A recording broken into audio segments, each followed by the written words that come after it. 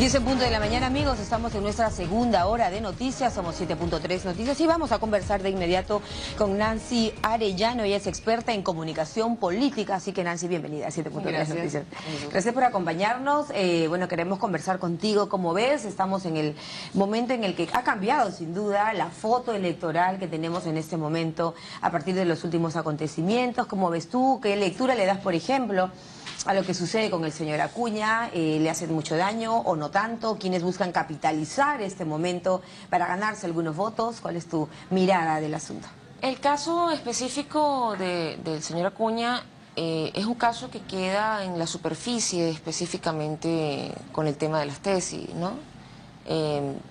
Dentro de un escenario donde la meritocracia fuese el mayor valor para decidir el voto, que fuese un voto 100% racional, tendría una mella importante. Ahora, en el caso específico de un voto irracional, de un voto 100% empático, como suelo decir, porque tiene componentes racionales, pero no es lo dominante, tiene más componentes de identificación. El caso específico de las titulaciones no suelen ser un factor realmente determinante. Sí, por supuesto, son elementos que sirven muy bonitos para la farándula política, en el sentido de los dimes y diretes, de tú sí, yo no, muéstrame tu título, yo estoy mejor que tú. ¿No? Sí, pero esos son comparaciones que logran crear visiones amigo-enemigo, que hacen que se fortalezcan o radicalicen los grupos, pero nadie va a convencer con tu candidato tiene un título que vale o no vale y mi candidato tiene uno que sí vale, entonces mejor vente con mi candidato, porque no es una patente de corso. Correcto. Para la buena gestión pública. Sin embargo, la política también está cargada de gestos y el aspecto, si bien es cierto, hablaríamos de que esto no es un delito, ni mucho menos, ¿no es cierto? Por otro lado, tú me señalas que el voto es más empático en el caso de Acuña. ¿Qué pasaría si esto le hubiera pasado, por ejemplo, a otro candidato como PPK? Ahí es otra cosa, porque el discurso de PPK, o sea, hay una caracterización de los discursos que se han venido manejando en la campaña. La caracterización del discurso de PPK es mucho más técnico, es un discurso que apela más a la racionalidad, al trabajo en equipo, que es ciertamente una serie de aspectos que incluso comparte con otros candidatos, como Keiko Fujimori, que también apela al tema del trabajo en equipo. ¿O Julio Guzmán? Julio Guzmán, sí, con ese tema de la Liga de los 500, apela de alguna forma a esas fórmulas, pero la solvencia discursiva que puede tener PPK o Keiko Fujimori es muy diferente a la de Julio Guzmán, que es nuevo en el terreno, en el área. Entonces, ahora bien, ¿cuánto el electorado puede identificarse con la gente que tiene doctorados? Es algo que yo particularmente no veo tan trascendente, porque si tú me dices que el 90% del electorado tiene grados de doctor, entonces hay una identificación empática entre doctores, que somos el 90% del electorado, y tú nos engañaste, tú no eres doctor, entonces se rompe la conexión entre... Pero los votantes de Acuña no son todos doctores, como para sentirse estafados en la Por lo tanto, en tu visión de los hechos, esto no va a mellar la candidatura, no va a mellar va a ser la ahorita una noticia de momento. Y prueba de ello fue lo que pasó con la candidatura de García y el tema del plan de gobierno. Fue noticia, fue primera plana al día siguiente en los diarios y ya no se hace mención del asunto. Sí, pero la reacción fue diferente. ¿Cuánto puede ganar, digamos, o abonar a un candidato la reacción? ¿Qué tipo de reacción? ¿Rápida o mucho más consensuada o pensada? La reacción de García fue inmediata. Él buscó un culpable, lo alejó de la escena por minutos. Después volvió a tomar incluso parte de la escena y de la plancha, en este caso y de la lista de congresistas. De la lista de Congreso. De la propuesta política. En el caso de Acuña, habría que ver, por lo pronto se dice que la Complutense no se va a pronunciar hasta el mes de abril. Hasta pasadas las elecciones. Por lo tanto, ese caso va a quedar en stand-by, como los casos que tienen la mayoría de los actores políticos. Perfecto. Porque estamos ante un escenario donde todos tienen... Los primeros puestos son gente que ya tiene rato en la cancha, ¿no? En el juego. Lo que también habla de una falta de cohesión entre electorado y líder o liderazgos sólidos no hay microsegmentación. Yo particularmente soy una defensora del voluntariado estratégico. Que no lo tienen. Como capitalización política. Aquí quien monte un voluntariado estratégico gana las elecciones del Perú. En ese caso, pero Keiko Fujimori lo tiene. No, ninguno lo tiene. O sea, el voluntariado... Acuña. Es que el voluntariado no es el concepto de voluntariado que se manejó en las elecciones de García, la elección pasada de García. ¿Te refieres al voluntariado de Obama, por ejemplo? Claro, la figura del voluntariado tradicional, partidista, de los partidos de masas y de los partidos de cuadro, son voluntariados que van al pueblito y hacen esa semana, ¿no? Claro. Hacen una escalera. Que permiten al candidato conocer a la gente. Estamos hablando de un voluntariado que hace un mapping, y por ende conecta con grupos de interés, empodera grupos de interés y endosa la confianza.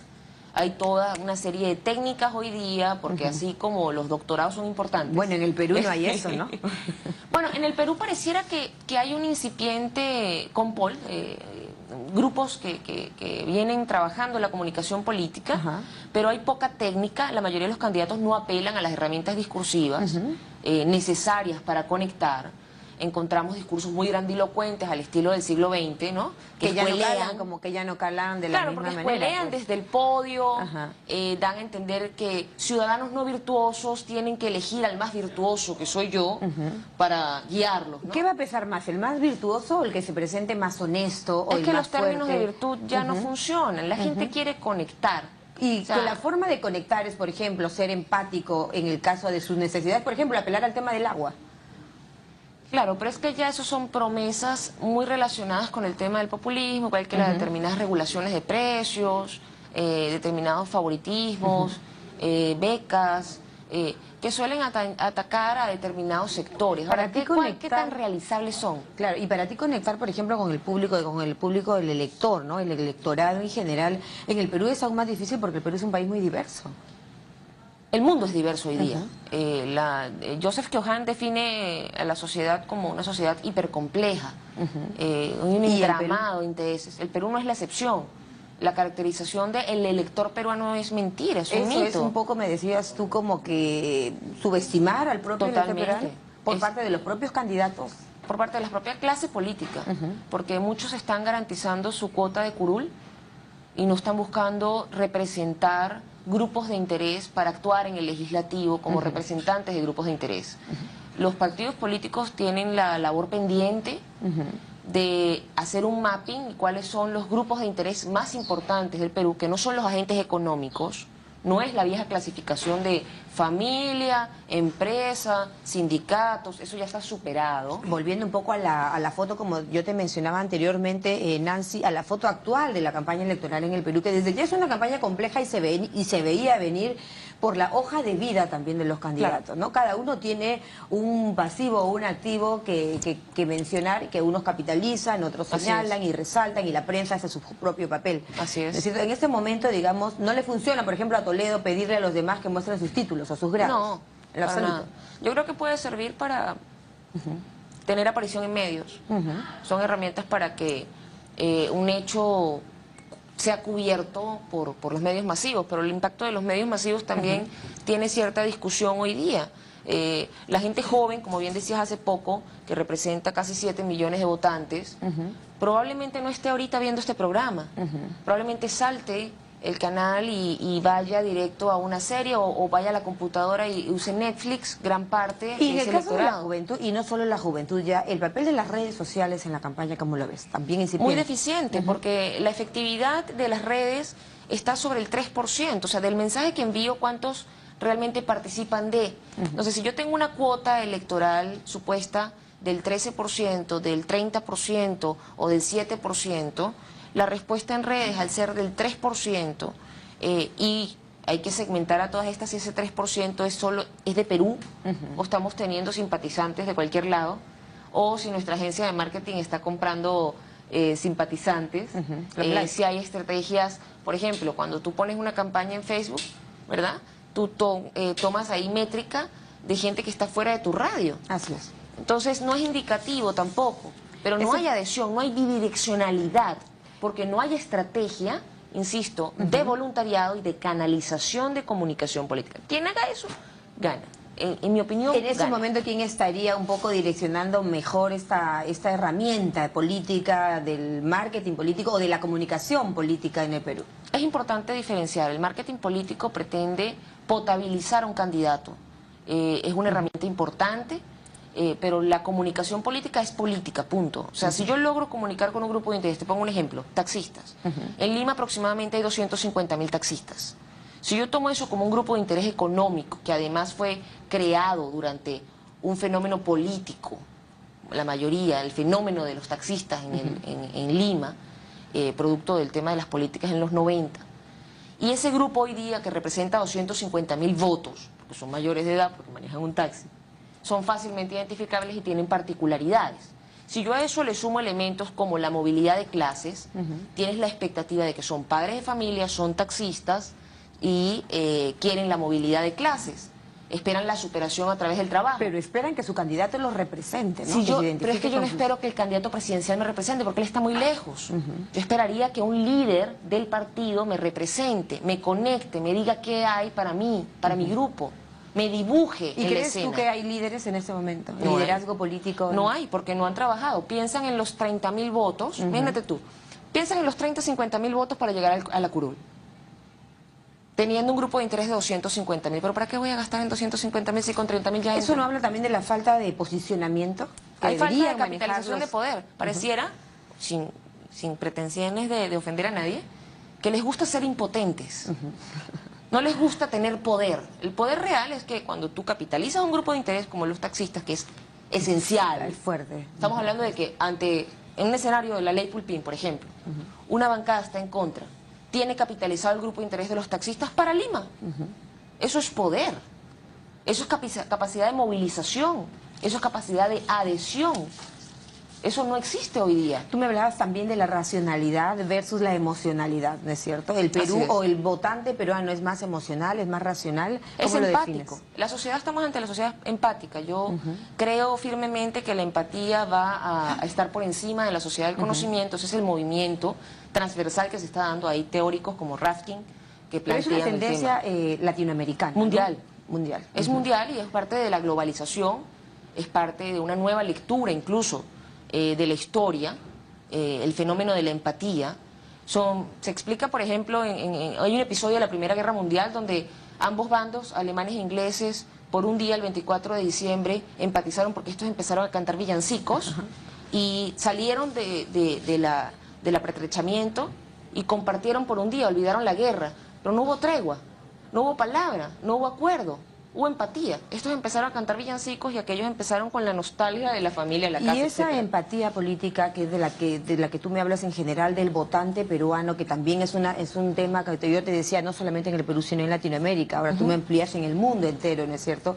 Daría Bueno, la en Occidente impresión, tendríamos que clasificar culturalmente y tendríamos pero daría la que impresión que precisar en el Perú Occidente. falta eso porque no se conoce ni siquiera al propio peruano. Somos muy diversos. Claro, también. la clase política ha estado hablando desde un podio, desde una élite, por exacto. eso la figura del meeting Pero no sigue llega, siendo relevante. ¿no?